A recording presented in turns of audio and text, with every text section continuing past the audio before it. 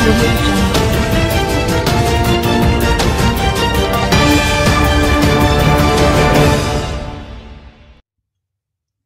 वालेकुम, आप देख रहे हैं के न्यूज़ HD।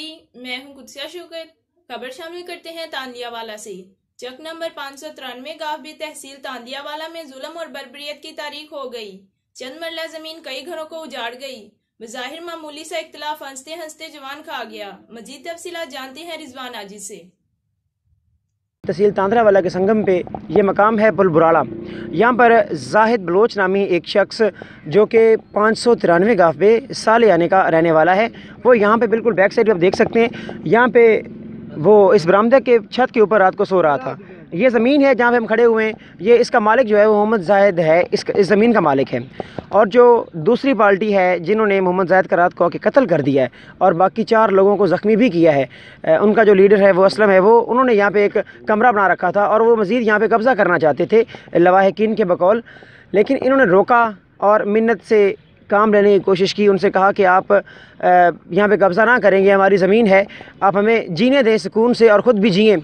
और उन्होंने पहले तो संगीन नतायज की धमकियाँ देते रहे, लेकिन जब ऐसे काम नहीं बना तो रात को आके, जो भी रात गुजरी है, रात को आके यहाँ पर बहीमाना जो कत्ल है मोहम्मद जाहिद का वो कर दिया है और 4 आदमी जो हैं उनको ज़ख्मी किया है, जिनमें एक की हालत जो नाजुक है और इस वक्त वो डिस्ट्रिक्ट हेडक्वार्टर हॉस्पिटल फैसलाबाद में रेफ़र कर दिया गया है उसे। और जो मकतूल जाहिद है उसकी लाश को पोस्टमार्टम के लिए तहसील हेडक्वार्टर अस्पताल तांदियावाला भेज दिया गया है। यहाँ पर मेरे साथ मौजूद हैं मोहम्मद जाहिद के भाई। मैं उनसे जानने की कोशिश करूँगा कि यहाँ पर आखिर एक्चुअली हुआ क्या था, कि वो क्या मामलात थे जिनकी वजह से इतना जो संगीन कदम है वो उन्होंने उठाया, वो कौन से मामलात थे जिनकी वजह से एक आज कीमती जान का ज़िया हुआ और बाकी जो हैं वो ज़िंदगी और मौत की कशमकश में पड़े हुए हैं। जी भाई, आप यहाँ पे आएँ और बताएं क्या मामला था, क्यों होया इस तरह थे? सर इत्थे उन्होंने एक अपनी कोठड़ी बना रखी साडी ज़मीन दे विच, साडी मलकीयत है। अस उन्होंने आख्या भी तुसी कोठड़ी अपनी पट लो, ना कि असा नहीं पटनी, वो जम्मिया ही नहीं जे सानू आके सानू उठाना। असा आख्या भी असी माड़े बंदे सा तू हाथ जाओ। वो पहले आ जनाब, इस तो पहले आके साडे दरख्त कट गए, उस तो बाद साडे मकान गिराए गए।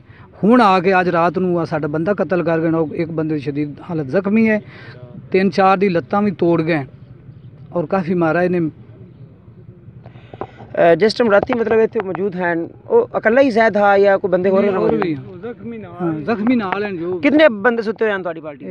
6 बंदे। 6 बंदे। और वो किधरों करके आए, उन्हें किस तरह मतलब कि इतने आके अटैक किया, किवें करके उन्हें कत्ल किया?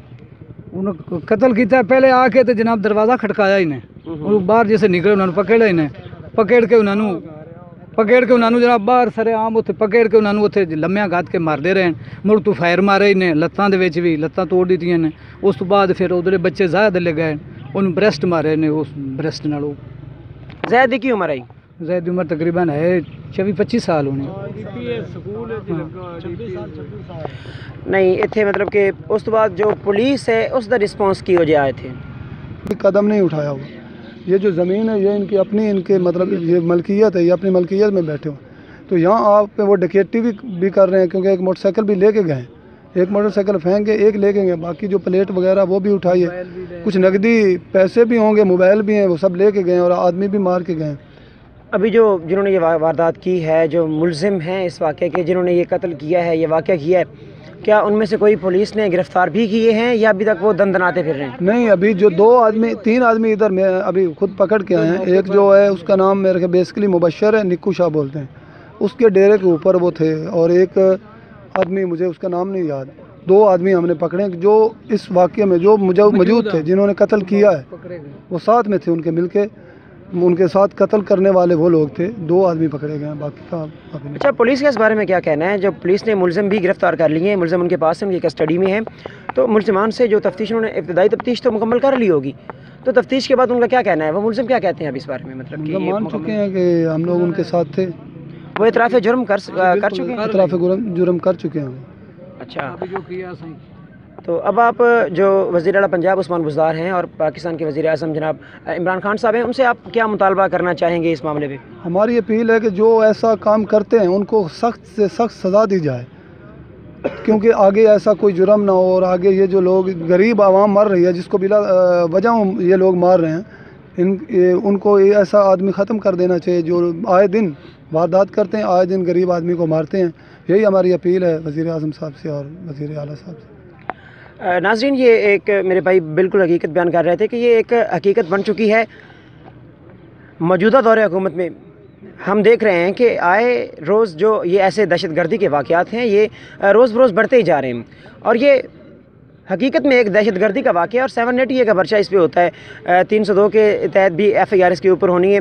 बाकी ये मामलात हैं, ख़ुद देख रही है हुकूमत, गवर्नमेंट को चाहिए कि ऐसे मामलात पे इनका सिद्देबाब किया जाए जो ऐसे मुआशरे का नासूर हैं, जो ज़रा सी अना की खातिर एक कीमती जान का ज़िया करते हैं, जो एक मामूली सी बात के लिए जिसमें वो खुद झूठ पे हैं, खुद झूठे हैं, खुद झूठे होने के बावजूद जो सच्चे हैं, जानवन मालिक हैं इस ज़मीन के, उनको कत्ल भी आगे कर रहे हैं, उनके खिलाफ वो कार्रवाइयाँ कर रहे हैं, इतने लोगों को ज़ख्मी कर दिया, ज़िंदगी के भर के लिए माजूर कर दिया है। ऐसे लोग हकीकतन मुआशरे में चलने फिरने के लायक नहीं है। हो सकता है वो दोबारा आएँ, सज़ा काट के दोबारा आएँ, तो हो सकता है दोबारा आके वो फिर ऐसे वाक़यात करें।